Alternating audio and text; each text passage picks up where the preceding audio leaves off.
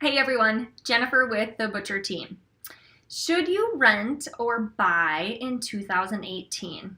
So this is for my millennials. Are you watching your friends purchase houses, kind of moving on to the next phase in their life? Somehow that seems like the adult thing to do, right?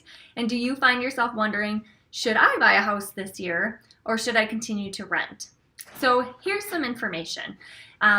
Basically, you look at the cost of buying a house this year versus what it might cost to buy a house next year. So the first thing that I have people think about is the purchase price. So let's use an example of a $200,000 house, for example. You purchase that $200,000 house this year at current interest rates, and we can determine what your payment is going to be. If we wait 12 months and purchase a house next summer, that house, based on CoreLogic estimates of houses appreciating at approximately 5%, that same house is going to cost $210,000, for example, next year. Interest rates are expected to rise probably at least 0.5% by this time next year.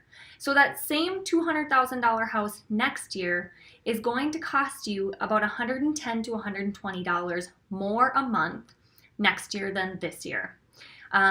So if you're looking at getting into the housing market from a cost standpoint, it makes more sense to buy now.